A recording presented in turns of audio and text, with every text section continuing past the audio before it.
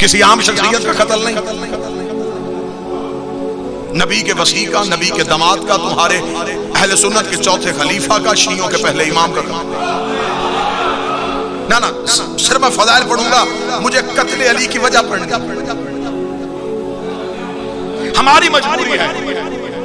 हमारे लिए कोई आम शख्सियत नहीं, हमारा सब कुछ अली। हम तो जाएंगे कातिल के घर तक, बिल्कुल तारीख में ज़ुल्म ज़ुल्म ज़ुल्म हुआ। कत्ल हुसैन का पेश यजीद कर दिया,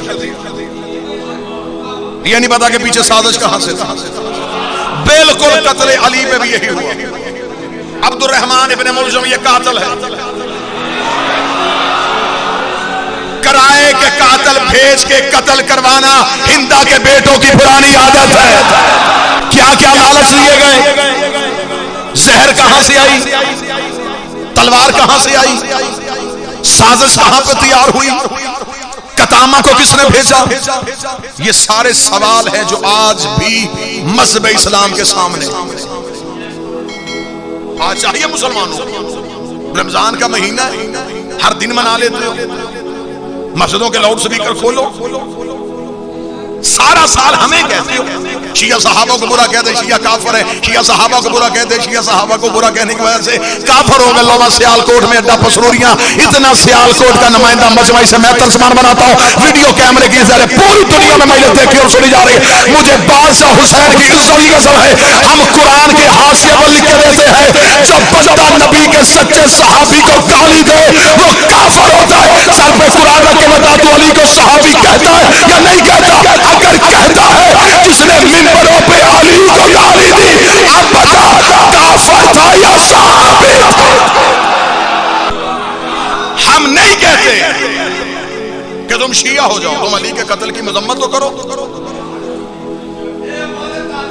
मुसम्मत करो तुम, बल्कि मैं बहुत दूर ना जाऊं, ये पिछले चंद महीनों की बात, न्यूजीलैंड की मस्जिद में नमाजियों पे फायरिंग, 40 के करीब नमाजी शहीद। पूरी दुनिया ने उनके हक में आवाज उठाई, मुसलमान कोई था या नहीं था, उनका जुल्म हुआ जी, मस्जिद में कत्ल हुए हैं।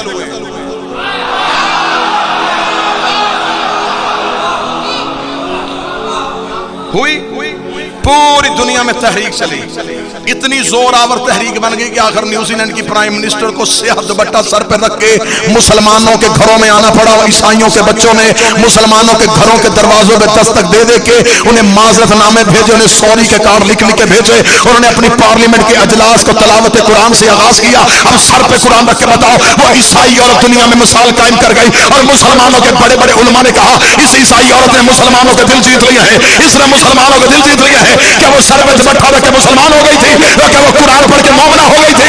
सिर्फ उसने ये काम करके दुनिया को बताया। जब उससे सहाफियों ने पूछा तूने ये क्यों किया, उसने इसलिए किया है कि कातिल का ताल्लुक मेरे कबीले से है। मैं दुनिया को बताना चाहती हूँ मेरा ताल्लुक मखदूम से है, कातिल से नहीं है। रमजान के महीने में मस्जिद का लाउड स्पीकर खोल और बता, जो कूफे में कत्ल हुआ है, तेरा ताल्लुक कातिल के साथ है या मकतूल के साथ? हमेशा जिसका ताल्लुक कोई ना हो वो सिर्फ मुजम्मत करता,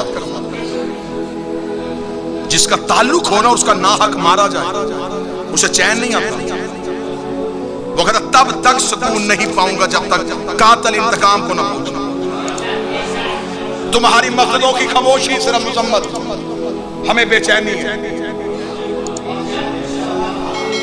हमारे पीर का कत्ल, हमारे रहबर का कत्ल, हमारे इमाम का कत्ल, हमने लगानी है खोज, चाहे हमें सर देना पड़े। कम अज कम नस्लों के सामने हम तो शर्मिंदा ना हो। सिर्फ इकट्ठे होकर हम अली का किरदार पढ़े, दो हसीने पे मारे और घरों को चले जाएं। जुर्रत पैदा करो, अली के लिए घरों से निकलना सीखो। आओ बताओ कि अली के कत्ल के पीछे वजूहात क्या थी?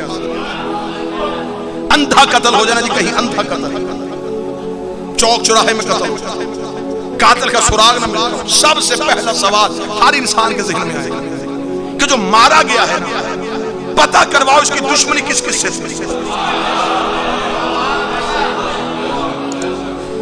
आओ अली के कत्ल की तफ्तीश यहां से शुरू करते हैं। अली की दुश्मनी किस किस से थी?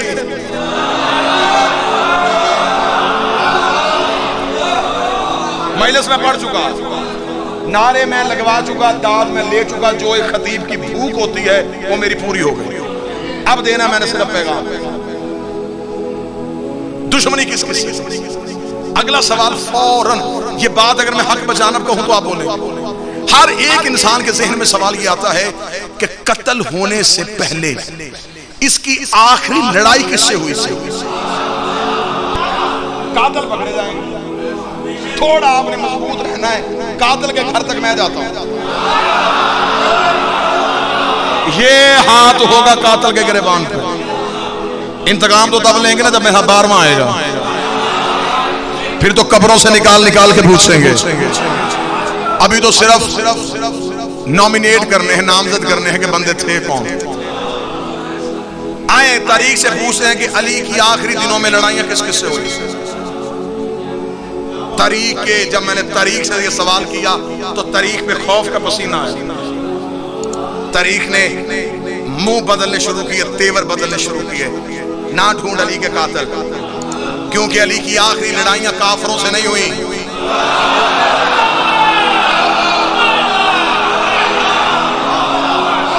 मैंने कहा तारीख मेरा कुछ जाता है, चाहे मैं सर दे दूंगा, मैं लहू का कतरा दे दूंगा, मुझे अपने मुर्शिद का कातिल चाहिए। मुझे बता अली की आखिरी दिनों में लड़ाइयां किससे हुई थी?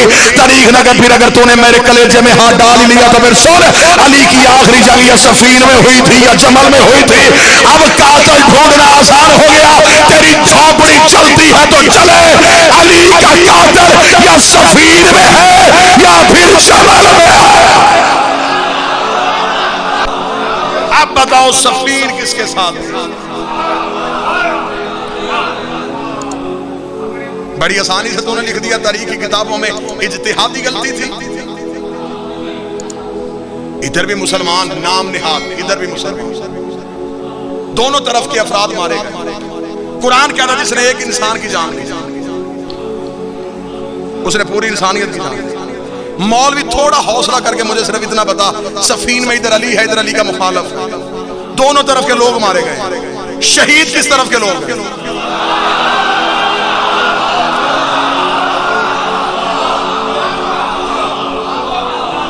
या फिर मौरख पैदा करे वो कहे कि जो अली ने मारे थे वो नाहक मारे थे। तू अली को नाहक कह के देख, तू कहीं भी हक का नहीं रहेगा।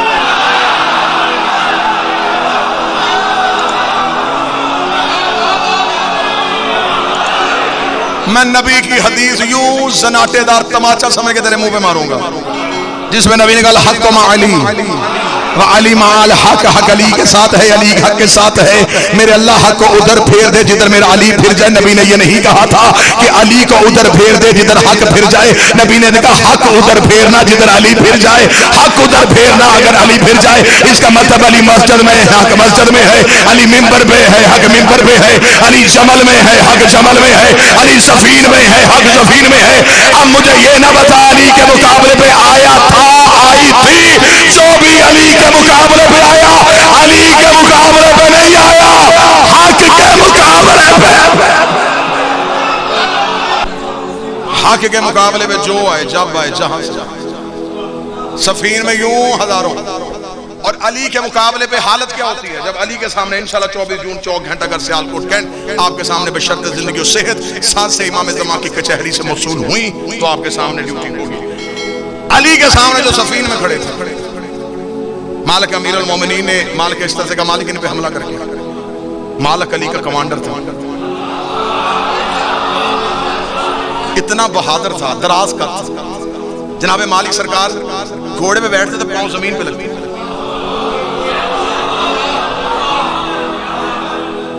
अली के जाने से पहले मालिक जाते थे, जिसे अली सिपा सलार बनाया।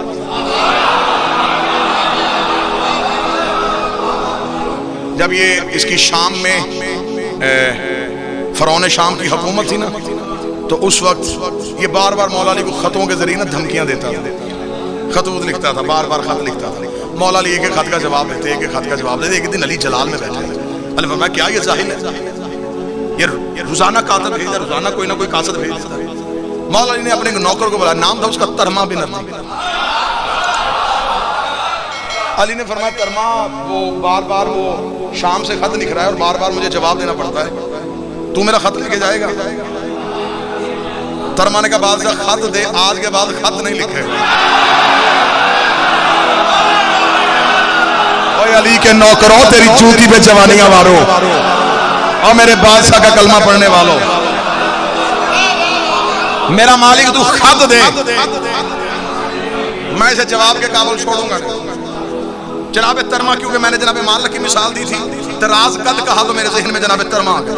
जनाब तरमा भी बड़े दराज कद, तरमा बिन अद्दी बिन हातम ताई, ये इनका शेर। जनाब तरमा ने अमामे में अली का खत रखा, घोड़ा दौड़ाया शाम। जब शाम पहुंचे तो शाम के बाहर एक बाग था, बाग की छोटी छोटी दीवार थी, बाग के अंदर जो है ये फिरौन शाम के चंद चुगलखोर सिपाही, ये अपनी गप्पों में मसरूफ थे।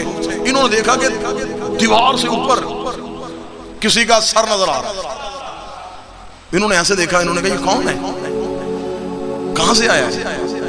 एक ने दीवार पे रखा सर, कौन है तू? उसने कहा ना मुरीद अली इब्न अबी तालिब,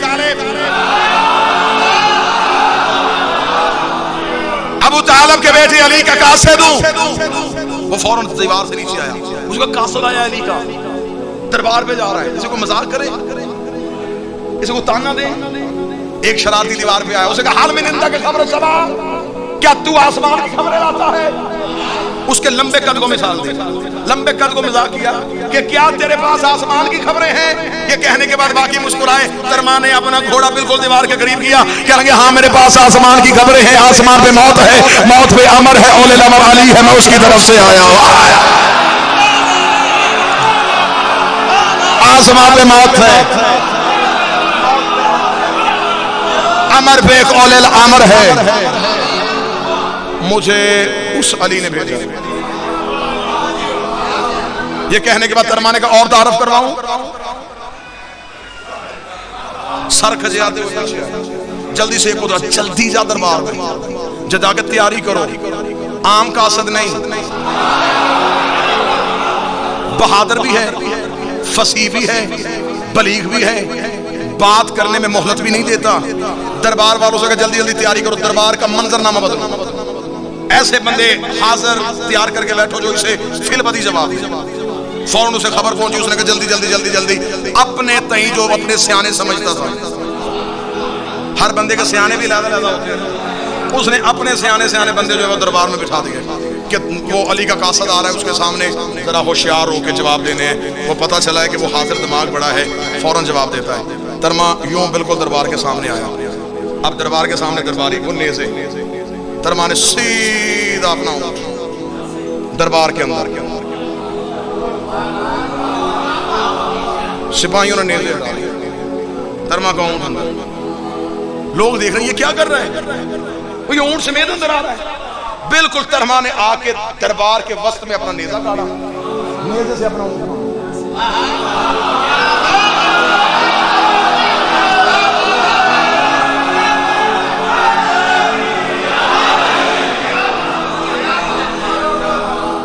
दरबार के बिल्कुल, ये तारीख है, ये हिस्ट्री है, ये जोक नहीं, दरबार के वस्त में आके बिल्कुल नेज़ा, नेज़े के साथ अपना ऊंट बांध के तवज्जो मेरी तरफ रखिए। एक लम्हे के जनाब तरमा ने उसकी तरफ देखा। अब वो तख्त पे जिल्ले इलाही, बादशाह, प्रोटोकॉल, ना कोई सलाम ना कुछ। तरमा, तू अली को रोज खत लिखता है?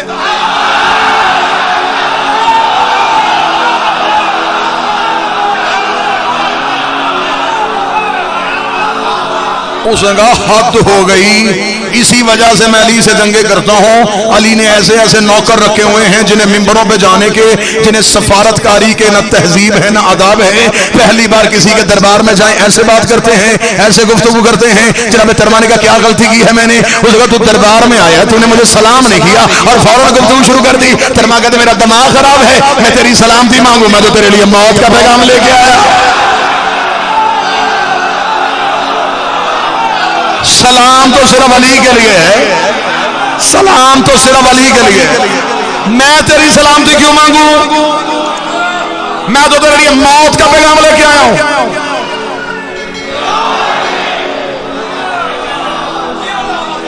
तरमा की खुद एतमादी,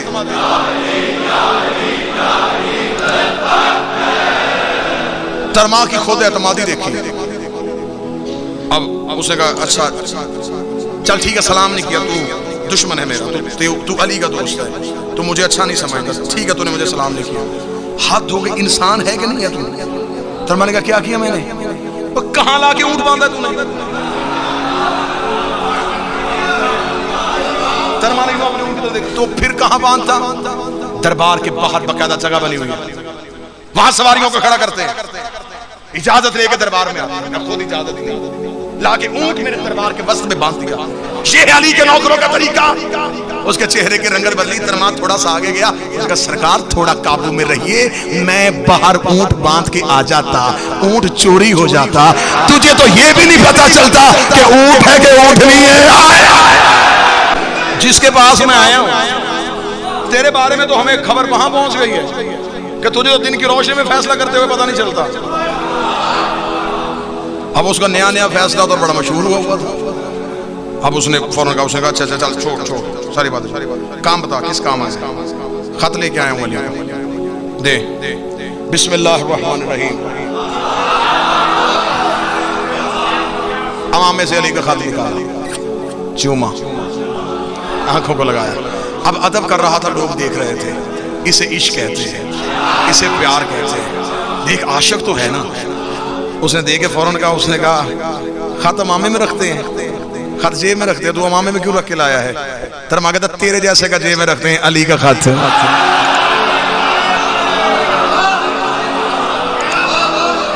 अगला जुमला मेरी पूरी तकरीर करवान जनाब तरमा के जुमले पे। जनाब तरमा कहते मेरी मजबूरी है, मेरे पास सर से ऊंची जगह कोई नहीं थी। आया सर से ऊंची जगह, मेरा हाथ पहुंचता मैं अर्श पे रखता, तेरे दरबार में आके अर्श से उठाता। मेरे पास सबसे ऊंची जगह सर थी, मैं अली का खत सर पे रखता। इस जगह मेरे कातिब, इसने कातिब से कहा खत खोल, जल्दी जल्दी खत का जवाब दे, ज्यादा देर से खड़ा ना करना।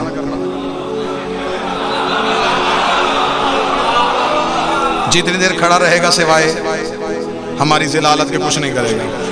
जितनी जल्दी हो सके इसे वापस भेज। जल्दी जल्दी ने खत का जवाब वापस लगवाया, खत लगवाया था, पकड़ खत, चल निकल। दे दिया मैंने जवाब, खत बांध के उसके हवाले किया। तरमा ने खत पकड़ा, देख उसकी तरफ आया, डोरी खोली, खत को पढ़ना शुरू किया।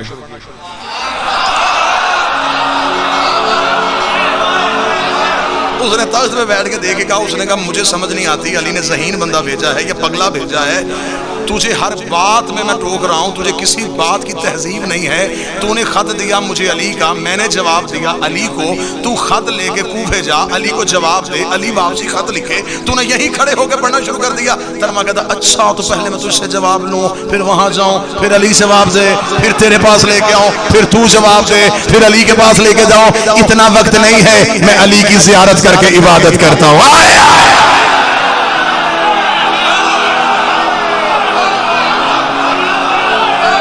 मैं अली का चेहरा देख के इबादत करता हूं, मैं अली की ज़ियारत वाली इबादत से महरूम रहूं। मैं अभी यही जवाब देता हूं।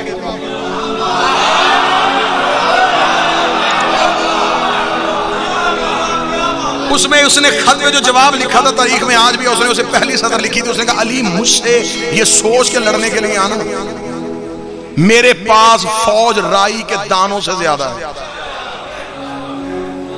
राई के दानों से ज्यादा मेरे पास है फौज की। अपने थोड़े गिने चुने बंदे लेके मेरे मुकाबले में ना आना। ये उसकी पहली सतर थी। तरमा ने वहीं पे खत पकड़ा, फाड़ के यूं उसके कदमों में फेंका। कहने लगा इतने बेहुदा जवाब दे रहा है अली को, तुझे बात करने की तहजीब नहीं है, तू मालिक से बात कर रहा है।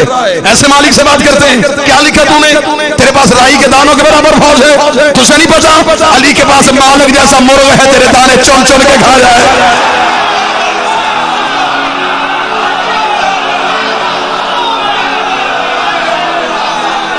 ये कह के बादशाह अली की इज्जत की कसम है, इसलिए मेरे मालिक अली ने कहा है, मालिक ने फरमाया दुश्मन का दरबार हो, सारे के सारे दुश्मन हो, एक लम्हे के लिए भी अपने चेहरे में जबीन पे पसीना ना लेके आना, शीशा पलाई दीवार बन के दुश्मन में खड़े होना।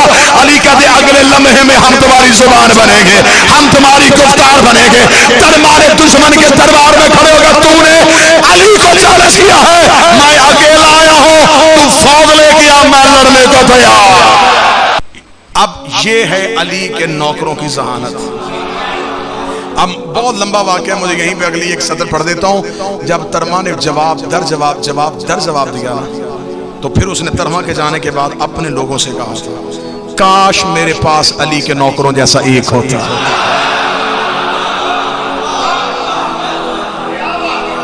एक भी ऐसा होगा। अब उसके पास रश किस चीज का था? उसके पास जो दरबार के सबसे ज्यादा ज़हीन था ना, वो अमर बिन आस था, सबसे ज्यादा ज़हीन वो था। और इसके बारे में वल्लभ हुसैन, मैं मिंबर पे हूं, तारीख में उसके लिए वाकया लिखा है कि उसने एक दफा उसकी और इसकी आपस में बहस हो गई थी। वो कहता था मैं ज्यादा समझदार हूं, ये कहता था कि ठीक है मैंने तुझे अपॉइंट किया हुआ, लेकिन समझदार मैं ज्यादा हूं। आपस में इसी बात में बहस हो रही थी। अमर बिन आस ने कहा चल अभी फैसला कर लेते हैं, समझ तेरी ज्यादा या मेरी ज्यादा। खैमे में दोनों अकेले बैठे हुए थे। उसका करीब कान कर, मैं तुझे एक बात बताऊं, तू फैसला करना, अभी पता चलेगा अकल तेरी ज्यादा या मेरी ज्यादा। इसने अपना कान करीब किया, उसने कहा तुझसे बेवकूफ भी कौन होगा, खैमे में तेरे मेरे अलावा कोई है ही नहीं, तो कान मेरे करीब कर। जिनकी जहानत के फैसले ये हो रहे हो। अब बताओ कि अली की किन जाहिलों से लड़ाई थी, और इधर ये जहालत के मरकज, उधर अली के पास कौन? हुज़ैफा, हमारे यासिर, बूसरो कंबर, अली। अब मैंने इनकी बातें बताई कि कातलों के पास क्या था, नौकरों के पास क्या है। नौकरों की सिर्फ एक झलक सुनाऊंगा, यूं अकीदे जिगर चीर के उसको जाकर छुएंगे। एक दिन जनाब सलमान बस्ती के बाहर बैठ के उंगली के इशारे से कह रहे रात आ गया, दिन पीछे हो। मुझे बादशाह हुसैन की इज्जत की कसम है, अबू ज़र ने आके देखा सलमान की उंगली के इशारे के साथ सूरज तुलू हो रहा था, उंगली के इशारे के साथ सूरज गरूब हो रहा था। अबू ज़र ने कदमों पे हाथ रखा, सलमान ये कौन सा अनोखा खेल खेल रहा है? सलमान कहता आज कुरान पढ़ रहा था, अल्लाह कुरान में कहता है पाक है वो जात जो रात से दिन को निकालती है, देख रहा था कैसे निकालती है।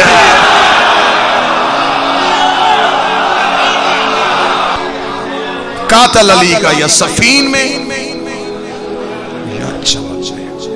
मर सकते हैं हम, अली के मुकाबले में जो भी आएगा हम एक लम्हे के लिए भी उसे तस्लीम करने के लिए तैयार नहीं। बाद बंदों को बड़ा शौक होता है, वो मॉडर्न शिया है ना, टिश्यू पेपर शिया, उन्हें अच्छा लगता है। वो कहते नहीं इत्तेहाद रहना चाहिए, लोगों के साथ ताल्लुकात भी अच्छे रहने चाहिए, ये सब कुछ बड़ा अच्छे तरीके से चलना चाहिए। तुझे इतना इत्तेहाद बारे में है, तू सर पे कुरान रख के बता, जब अली गोशा नशीनी इख्तियार किए हुए थे तो उस दौर में होता, तू दरबार में होता या अली के साथ होता? लोगों ने अली से बोलना छोड़ दिया, अली के सलाम का जवाब छोड़ दिया। हमारा बादशाह अपनी विलायत की वजह से दुनिया से अलहदा होकर बैठ गया, और हमें दुनिया से ताल्लुक रखने का शौक है। हम चाहते हैं कि हमारा इत्तेहाद फिजा अच्छी रहनी चाहिए। अली को मानना है, फिर तन्हाइयों के लिए रहो। मुबल्लिग आज़म मौलाना इस्माइल ने मुनाजरे में शिया किया था काजी सईदुर रहमान को, फिर वो खुद भी मुनाजर हो गए थे।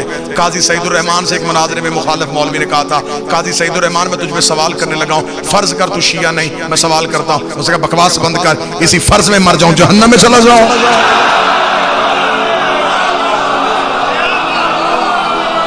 मैं वो फर्ज ही क्यों करूं? इत्तेहाद बैनुल मुस्लिमीन होना चाहिए, लेकिन अगर वो इंतशार बैनुल मोमिनीन का सबब ना हो।